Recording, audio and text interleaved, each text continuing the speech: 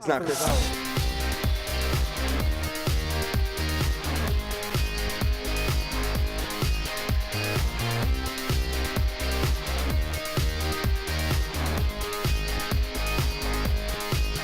Welcome everybody to WSN's The Zone on Fox. Manny Melito, Jerry Mercado, and we had an exciting game here at the Lamp. Even though the scoreboard shows it might have been a blowout, it really was a tough-fought game between Kamaikan and Southridge. Kamaikan, the home team tonight, and they showed that it was their house. The Lamps and Turf. Jerry, let's talk about this game. Well, I'll tell you what, right away they get started with Johnny Jansen in the running game, and we see a couple of passes here. It looks like Kamaikan getting ready to threat, but Kyle Robertson then throws a pick. Southridge comes up with the pick in the end zone.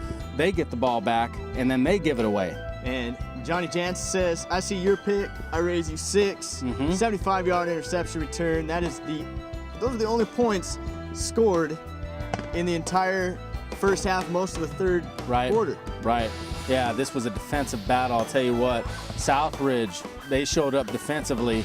A lot of pressure on Kyle Robertson, so much so we saw his head explode over here on the field. Helmet came off. Boy, I thought he was going to be hurt. Del Angel laying the wood out there. Kyle Robertson was under pressure all night. It was incredible. Yeah, like I said, Southridge, a lot of pursuit there, but Kamaikan, resilient, used to winning. The big brother in this conference, were able to get a few more scores on the board. Okay, parents say, you know what, Johnny, I don't want to let you have all the spotlight. I'm going to catch a touchdown pass, then I'm going to take this interception that just happens to find me and walk that in the end zone. Yeah, like I said in the game, it looked like Pac-Man came out of nowhere, swallowed one of them berries, and then ran from the blue boogeyman into the end zone, touchdown, and this one is history. Yeah, extra points missed, so 20-0, the final score. The Cardiac Kids flatline in this one, and wow, what a great game so far. What a great season we've seen from both of these teams. Unbelievable, and it's definitely not over. Oh no, Southridge has nothing to hang their head about. Their defense was one of the best I've seen all year. They can certainly build on that, but they just need to build up on their offense a little bit and give Kamaikan's defense all the credit in the world. Absolutely. As much as we talked about Southridge's defense, Kamaikan's defense, I mean, they were all over Grant Latham and shut down Caden Diaz. Something, all of these defenses pretty much haven't been able to do all year. So hats off to Coach Maher and that Kamaikan defense. Absolutely. When we come back, we're going to have more scores from around the league, plus we're going to talk to parents, Jansen and Coach Biglin from the Kamaikan Braves. So stay tuned to WSN's The Zone on Fox. Welcome back to WSN's The Zone on Fox. Manny, Jerry, you know the deal. We had a chance to talk to some Braves. Let's send it back out to Lampson. Coach, big game, a lot of hype, a lot of excitement coming into this game. Talk about your team's victory over Southridge. First off, congratulations to Coach Rebolt. He's got a well-coached football team over there. I wouldn't necessarily say it was bad offense. I'd say it was really good defenses on both sides of the ball. So both defenses played their hearts out, and they played good. Like you said, unfortunately, there's got to be a winner, there's got to be a loser, but both teams deserve to win, and they played hard. This victory for our team is huge for us. One, it gives us an edge up in league, and that's our ultimate goal, is to win league, so we get that #1 spot in the playoffs. But also, we beat an in-town rival, and that's huge for our confidence and our psyche. And now it's on to work, and now it's Richland next week. It's a grind. Johnny, certainly a lot of hype coming into this game, an exciting one, crosstown rivalry. Just tell me what it feels like to come out with this victory. It feels great. They're a great team. They were 3-0. They have the best defense in the league. We just kind of worked really hard in practice, and we just came out on top. You talked about defense. Defense is going both ways, and you were kind of the snake that bit first. You were in coverage. Walk me through that play. Just a standard cover 3 call. I just got my drop in it, and just hit me right in the chest. I just kind of got lucky, but there's some great downfield blocks, and I owe it all to my teammate. So. Kay Perrins, what's it like to be considered, I guess you could say, the next great Kamaikan receiver? You lead the MCC in receiving yards and touchdown. What's this year been like for you? Well, ever since freshman year, I was in those stands watching, Timmy out here, and all my friends are like, Timmy's so good, and I was like, I want that, you know, and I worked hard, and sophomore year I got a little playing time, junior year I got a little bit, you know, I can't complain, but this year now is my time, and so now I'm doing the things that Timmy was doing and just hope to be as great as he was. Going in and facing Richland now, tell me what you expect out of that game. They're a great team, you know, they have a tough D, a lot of big boys, so we got to just practice hard another week and just keep going. Coach, next game, Richland Bombers. Last time you guys played those guys were in 2009 at Fran Rich. Hutchinson was throwing touchdown passes to Tim White. You were a rookie head coach in this league. Talk about what you expect out of that game. Hey, they're gonna play. They're gonna play hard. We know Richland in any sport they play. They got athletes. They got the guys. They're well coached. Coach Nyhold does a good job with those guys. So we know we're gonna have another battle on our hands. You know, I mean, they played Southridge tough. Southridge is a tough team. So it's gonna be a battle, and we're gonna have to get to work, get better up front, and we have our hands full. Well, we'll certainly be there for that one, Coach, too. Should be an exciting one, and congratulations on the victory. Thanks a lot. We appreciate it. All right, so there you have it. Some very humble kids, but excited about the win of the K-Town Showdown. This is a big event every year. Football, basketball, and even baseball, people just crowd whatever field they're playing at and show up for this game, and it's awesome to get that community support. Absolutely. Let's take a look around the rest of the community, though. Kennewick and Sunnyside. This game, looking at it coming in, looks like a toss-up. Let's see what happens. The gravel pit showdown between Chiawana and Pasco. Who will take home the rock? Carrying the rock, Clifton Lozano.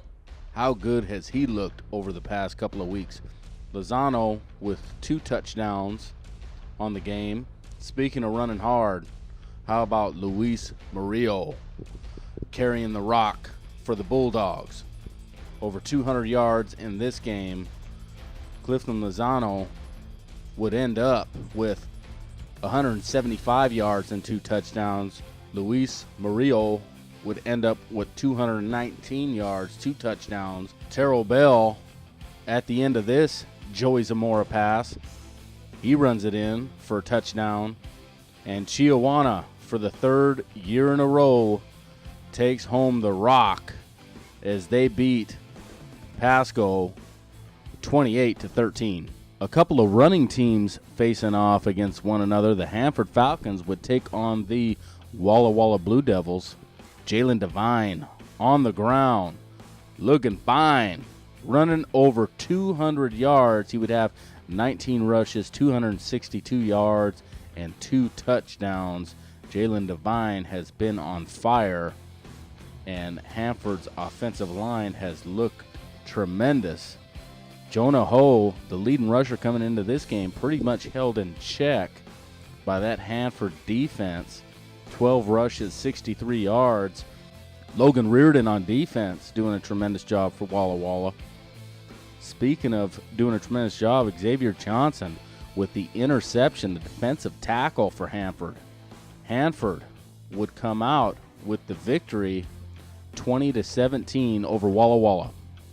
Kennewick versus Sunnyside. Sunnyside trying to recover from 2 close losses to Southridge and Kamiakin. They would try to accomplish this without the presence of their star quarterback, Eduardo Salmarone. Speaking of stars, Devin Ramos on the ground for Kennewick. He would rush for 143 yards, and this touchdown, Dylan Tenacor would hook up with Ben Rutledge on this touchdown, and Kennewick would hold on to the lead. Sunnyside would get 2 touchdowns from their star, Joseph Contreras, on the receiving end.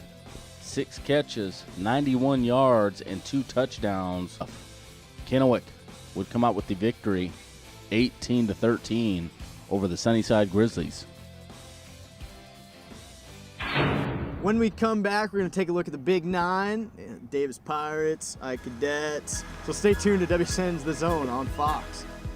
Hear that? Now that's the sound of a real tailgate party. It's a tailgate kickoff sell-down going on now at the RV Giant, Rustine Family RV in the Pasco Autoplex. Win a tailgate weekend, including tickets to a Cougar or Husky game with free motorhome rental. Touchdown! The play is on our Giant selection of new travel trailers from $129 per month. Shop 100 yards of used fifth wheels starting at $59.90. Kickoff financing as low as 3.99 OAC.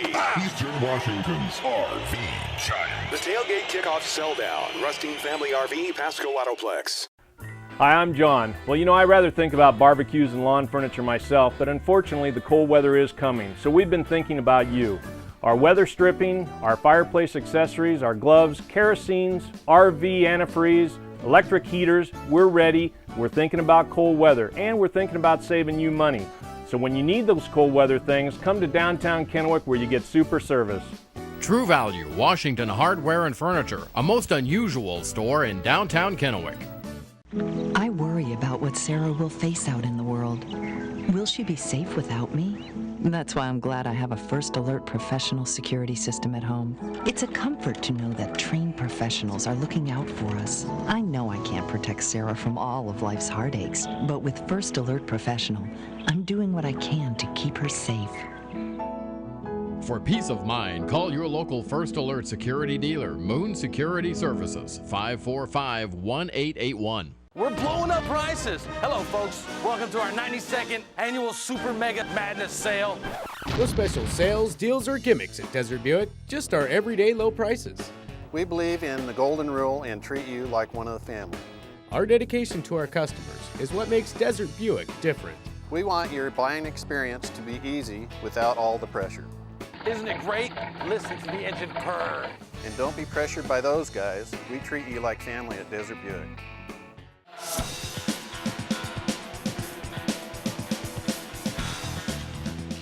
Welcome back to WSN's The Zone on Fox. Hey, MCC is not the only teams playing. We still got the Big Nine. Let's take a look around their league. Eisenhower Cadets would take on the Centralia Tigers. Eisenhower would get off to a slow start, but then Colney Castle would go bananas. He was 20 of 25, 405 yards, and 5 touchdowns. 10 of those catches came from Ridge Harmon, who has turned into an absolute star at wide receiver for Eisenhower. 10 catches, 207 yards, and 2 touchdowns. The running game would be controlled by Brandon Curtis, who had 20 carries, 178 yards, and 3 touchdowns. Ike would come out with the victory in this one, 56-10. Crosstown rivalry between the Wenatchee Panthers and the Eastmont Wildcat. Which cat would win the battle? Eastmont had news for Wenatchee this year. They shut Isaiah Brant Sims down on the ground, but through the air, Isaiah Brant Sims was able to catch a touchdown. Darren Hardgrove for Eastmont with a big game. 11 carries, 118 yards, and a touchdown. Josh Woodward would get involved in the running game. Brock Graham's involved in the running game. And Trey Thomas would also contribute. Eastmont would come out with the big victory over Wenatchee, 34-14. Moses Lake taking on Davis, and Justin Simmons, the quarterback for Moses Lake. How big has his year been? How about this on the ground? 17 rushes, 166 yards, and a touchdown. Hey, he says, I can do it through the air too. How about 143 yards, 3 touchdowns? Brett Moser would have 6 catches, 92 yards, and 2 of those touchdowns on the other end receiving for Davis. Jackson Lewis on the ground, but it would not be enough.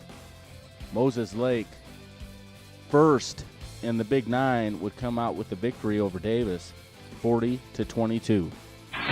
So, wow. I mean, Ike really put it on Centralia. Yeah, absolutely. Colney Castle, a lot of turnovers from Centralia. It was a bit of a sloppy game. But how about Eastmont beating Wenatchee? That's what I'm saying.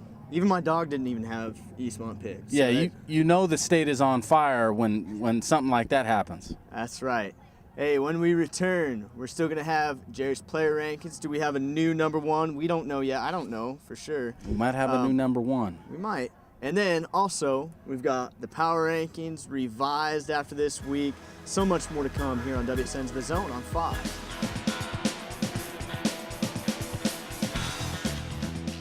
Welcome back to WSN's The Zone on Fox. Manny Melito and Jerry Mercado. This is his turn. This is the only reason why we keep him around, is for this part of the show. And Jerry, we want you to earn it this week. Let's talk about your top players. Time for the Big 9 WSN Top 10. Starting at number 10, Brandon Curtis of Eisenhower has done a tremendous job of stepping in for some really big shoes left by Trevon Harris. At number 9, Eduardo Salmarone, a little injured, but he should be back. Number 8, his teammate, Joseph Contreras, continues to do it on both sides of the football.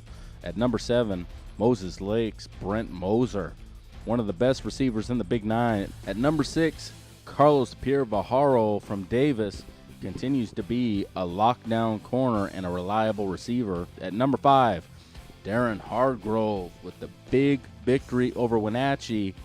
Hargrove continues to be the workhorse at Eastmont.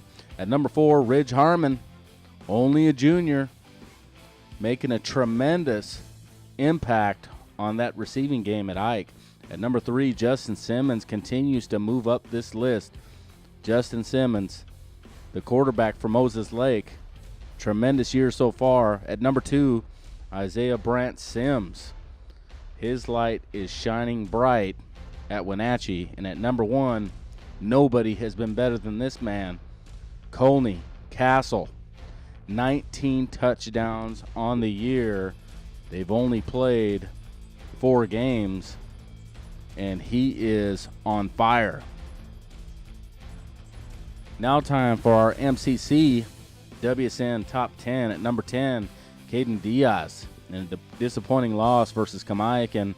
Still one of the best running backs in the MCC. At number 9, newcomer, Clifton Lozano. Clifton has been doing an incredible job over the past couple of weeks, carrying the load for Chiawana. At number 8, Kyle Robertson continues to be the league leader in passing. At number 7, Kevin Greger. He's the hammer for that Kamaikan defense that has done fantastic over these past few weeks. At number 6, Devin Ramos has become a consistent threat on the ground for the Kennewick Lions.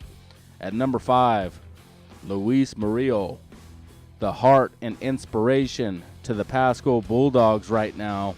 Luis has really stepped on the scene big time. At number 4, Jonah Ho, banged up. Not such a good game versus Hanford, but we hope Jonah Ho gets better. Walla Walla will need his presence. At number 3, Joe Douglas, Papa Joe. Once he came back, the Hanford Falcons became more dominant in the rushing game. At number 2, Kay Perrins, doing it on both sides of the football, the league-leading receiver for the MCC, and sealed the victory versus Southridge with a pick 6. At number 1, the league-leading rusher, the MCC, Jalen Devine of Hanford. And that is your WSN Top 10 for the MCC and Big 9. Join us again next week as we may see some new faces. These are Jerry's picks for this week, and I guarantee you I'm not going to lose another game. Walla Walla at Kennewick starts us off with a Thursday night game. We will also cover that game. Kennewick will come out with the victory in this one. Richland at Kamaikan. We will also cover that game on Friday. Richland coming in on the hot streak. Kamaikan also eked out a couple of close victories, but I like Kamaikan in this game.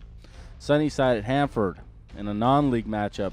Sunnyside has played close in every single game. Hanford playing on their home turf against a banged-up Sunnyside squad. I like the Falcons to win this one. Wenatchee at Chiawana now because of the air conditions in Wenatchee. I like Chiawana in this one. Davis at Ike. The showdown for the Valley Cannon. Who will take home the Valley Cannon? Last year it was Ike, and I think Ike will take it home again this year. Eastmont at Moses Lake, two of the hottest teams in the Big Nine right now. I like Moses Lake at home. Southridge at Pasco. Pasco with a dynamic running game. Southridge, extremely good defense and also a dynamic running game. I'll take Southridge in this one. So those are the picks, Manny. I mean, you know, hey, listen, I'm good for one. I'm excited. So mark me down for everything that Jerry didn't pick as a win. But if I'm in baseball, I'm a Hall of Famer. That's how good my picks have You're been. batting about 300 right now, so that's good for you. There you go. Hey, when we return, we will share with you where we are tomorrow night, plus more to come. Stay tuned to WSN's The Zone on Fox. Welcome back to WSN's The Zone, Washington Sports Network. Tomorrow night, we'll be back here at Lamson to see Kamaiak and Richland, that rivalry take off again. You know what? Listen, I call all these games rivalries, but they are. We're back to the old Big Nine. I like it. I care about that, but I care more about tailgates. I want to see a good tailgate, Manny. Who's got the better tailgate? Does Kamaiak have a better tailgate, or does Richland? Because when I get here, I'm hungry. Yeah, you are. Always hungry. Hey, I know what you're hungry for right now, though. Some top plays. We'll send you off with a bunch of the best plays from this weekend here on WSN's The Zone. We'll see you next Thursday night.